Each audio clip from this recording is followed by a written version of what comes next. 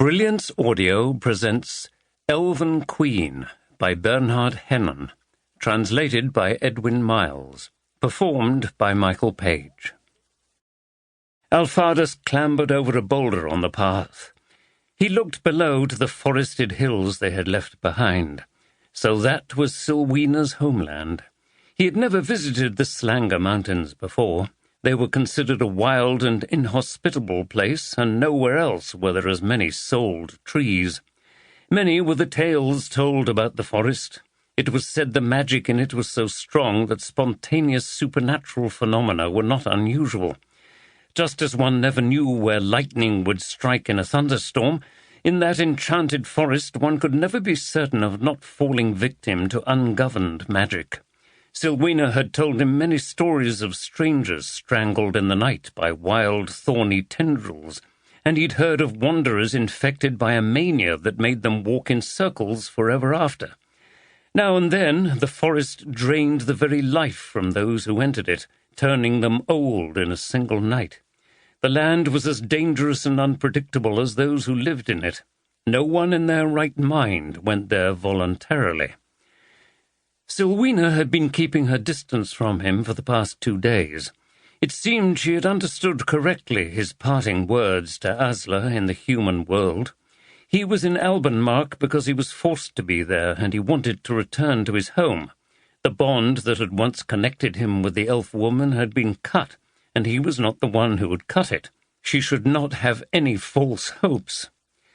Alphardus slipped and had to brace against the rock wall to stop himself from falling. The path was icy. The advance party had strewn sand and ash from the last campfire, a stopgap better than nothing, but not by much. Never in his life had he been so high in the mountains. Neither trees nor bushes grew. Again he thought how out of place humans were here. It was too beautiful. The Mara one forced her way into his mind against his will. He would do better to watch where he put his feet than brood over her. She was not supposed to have any place in his head now. Why was he not able to separate himself from her? He had a wife who loved him and 2 wonderful children. What could Silwena offer him compared to that? Disappointment, no more. His gaze swept the wild mountainous country they were leaving behind.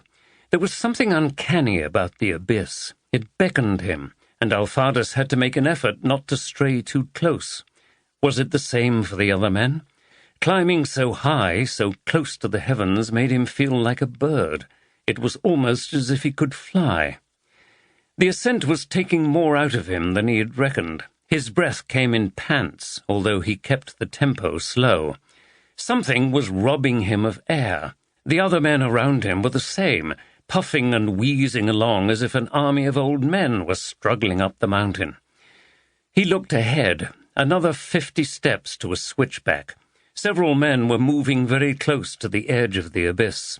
The new world and the magic that protected them from the cold had made them high-spirited. Others marched half-naked and had painted their bodies with grotesque faces to look like berserkers. He would have to talk to the men before they broke camp next day. High spirits could cause trouble.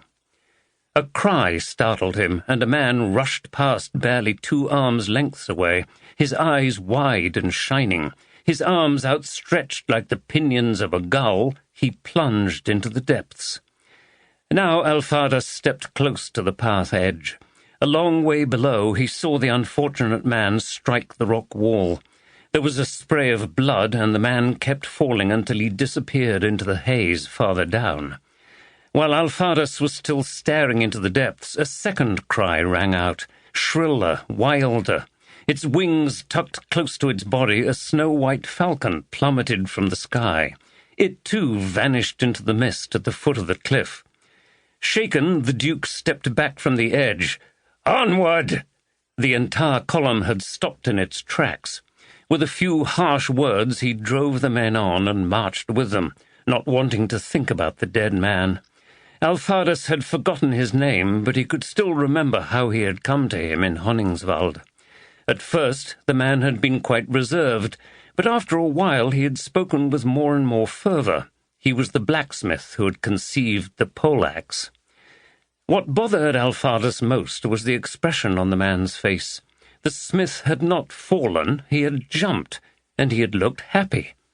The Duke peered forward. Another hour, perhaps a little more, and they would have the cliff behind them. Whatever delirium had seized the smith, he hoped it would not infect any more of his men.